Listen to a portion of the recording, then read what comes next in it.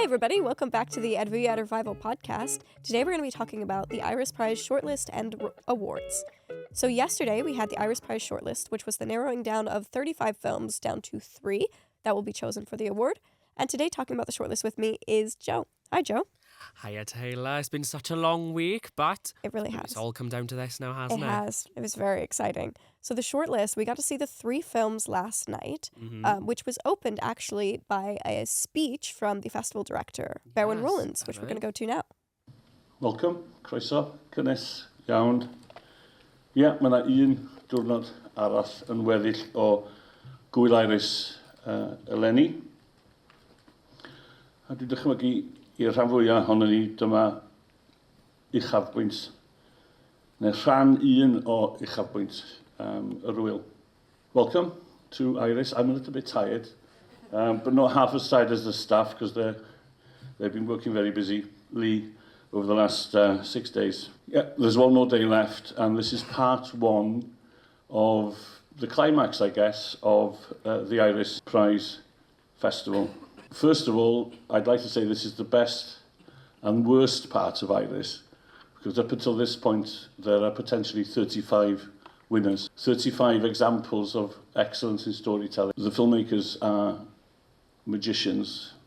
Getting a film made is really difficult. So I'd like you all to join me in congratulating all 35 filmmakers who've made the class of 25. As I said, 35 will become 3. And tomorrow at the BBC, for those of you who've got tickets, we will find out which film out of the 3 will receive £40,000 cash. It was a very exciting night and a very great speech from Berwyn. I am glad to hear that they've been working so hard at Iris. I've been working really hard at Iris as well, and I know you have, so we're all very tired.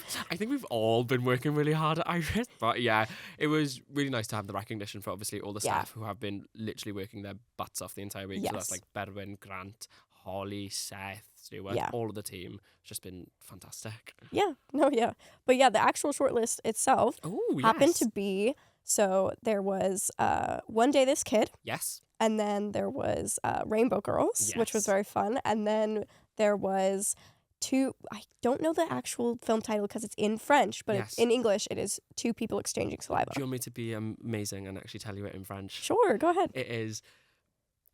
I can't say it in French, I'm so sorry. Okay. I know it's do something. Okay, but that's okay. But so we started with One Day This Kid. Yes. Which was, I think, a really cool compilation of snapshots from...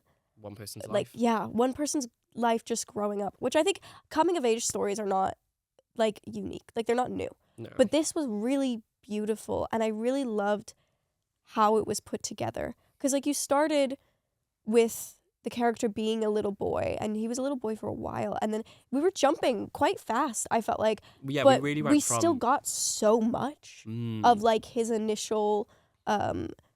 interactions with people. What did you think? You got I know you mentioned about the jumps of, we literally went from, a kid, 5 seconds later, teenagers, and there were only, little, snippets of certain little things that are, showing that he might not be the same as everybody else, which is okay.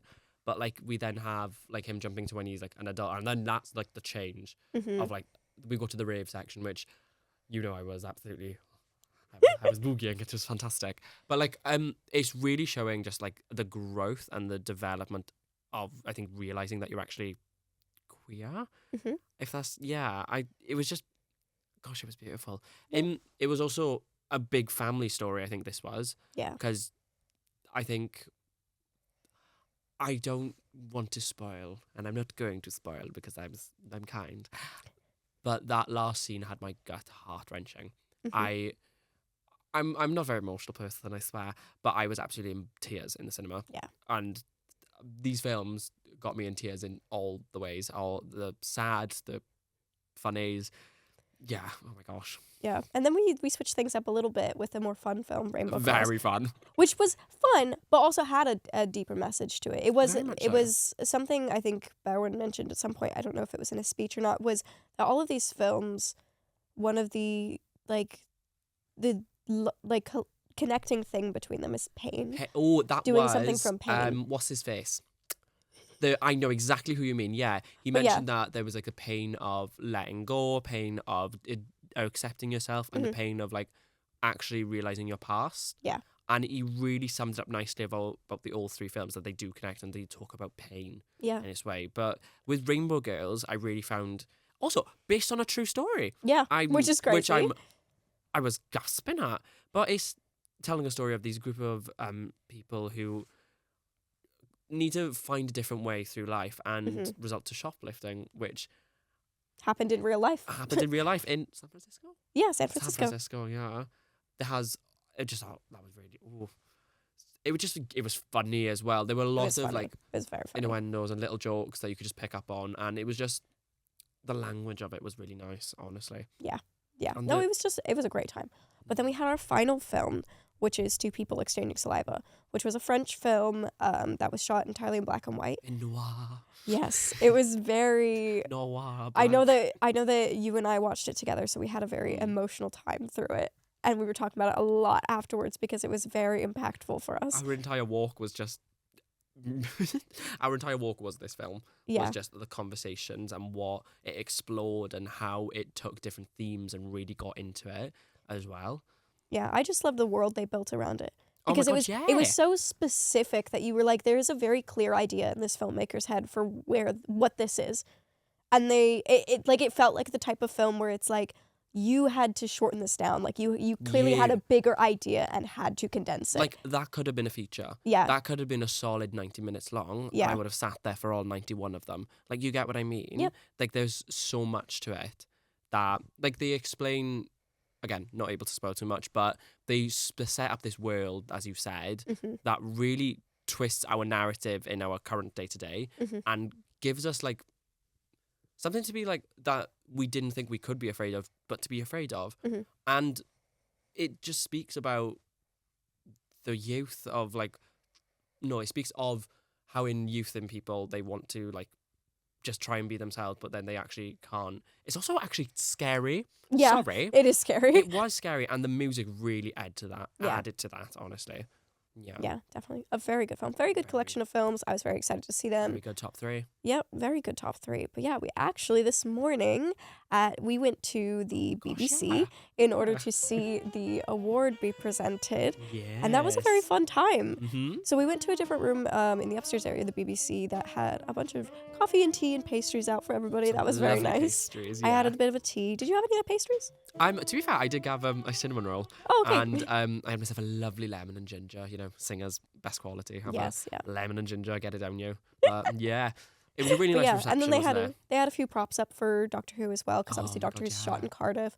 So that was very fun. It was a very fun vibe, and they had nice music playing as well. But it was really exciting to be there. It was like a nice, like, intimate crowd. Like, it wasn't very many people, but it was I think it was a nice time to do it. Like, I felt like we were all there to be so supportive of who the winner would be. It was also a quiet time at the BBC, which, do you know what, wouldn't expect me, because I see, as someone who travels in, I see day to day that place is packed. Yeah. So it was really nice actually just to have, like, the building to ourselves, it felt like. Yeah, it was a really lovely time. But yeah, we got to see who the award winner was, which is very exciting. But yeah, I think we'll go to that now. It is my honor to announce that this year's winner of the Iris Film Prize is One Day This Kid by Alexander Fenech. I can't wait to tell my estranged father of the last 8 years that I won the Queer Oscar. In fact, for everyone here who has a challenging or had a challenging relationship with their father, could you please raise your hand? Community. Thank you so much to Tom, Dima, and the entire jury for honoring One Day This Kid with the 2025 Iris Prize. It means a lot to follow the footsteps of Dima as someone whose advocacy intersects so beautifully with her art. In this truly upside-down world, Dima, your existence is inherently a resistance, and I thank you for recognizing my own attempts at humanizing brown bodies from the lands and its diasporas alike. To all of my fellow queers who are tired of sad coming out stories, girl, I see you, I hear you, but I've been about 10 years too late to every other aspect of my life, so I don't know what to tell you, I'm sorry. Jokes aside, I knew that I needed to go inward with this film if I was ever going to branch outward. I believed I owed that to myself and others from my community. In short, I needed to remind myself that even plants without water can grow. Thank you so much once again to everyone. It was a really lovely speech from Alexander Farah, who won the award. But One Day This Kid, that was such a good film. Like, I'm very happy with it. I'd just like to say, we got it right. We did. We got it right. We got did. this right. We said One Day This Kid is going One to Day win. This Kid was getting it, I think. After seeing just the amazing storytelling that was provided, the cinematography of it all, and then the complete edit, we knew that. I think after watching it, this was ours. This was the one that was going to get it. And it did. It was beautifully put together. It was a wonderful story. I think I really liked the fact that a lot of the scenes weren't in your face. Like, I think a lot of the, like, I feel like you could pick up a lot of little things. Like, I think you could pick up on a lot of subtleties if you watched it again and again. Oh, I see because where there you're was coming like from. so much there was When I like think so back much to going it. on that there was enough that for you to, like, you could see the main, like, okay, I can see that this is a through line throughout all of You can these. see the protagonist. But I think there's more that you could pick up on Yeah. as you watch it again and again. But I think that makes it a fantastic film. Yeah, you can see like the relationship with the sister, for example, relationship with the mother, the father, like all the friends throughout as well. See how they change and everything. Yeah. I like that way of thinking, Taylor. I love it. Thank you. But yeah, absolutely fantastic film. Mm-hmm. Very glad it won. That was And this was chosen by the international jury, am I correct? in yes. saying? So we've heard from some of the judges throughout Iris a little bit Yes, we have. across the week. But we're actually going to go to an interview with one of the judges who decided on One Day This Kid. So we'll go to that now.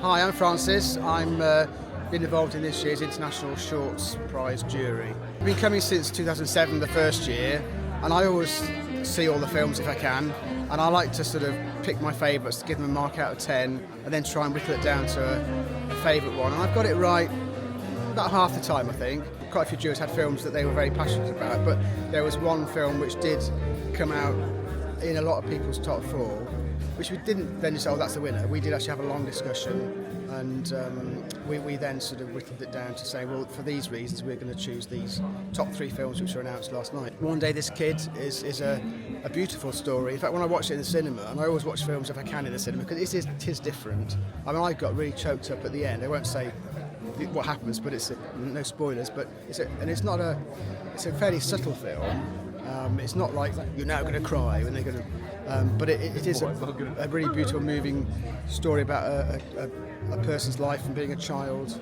an adolescent, to being an adult. It's really interesting to hear the process behind how they decide on which films.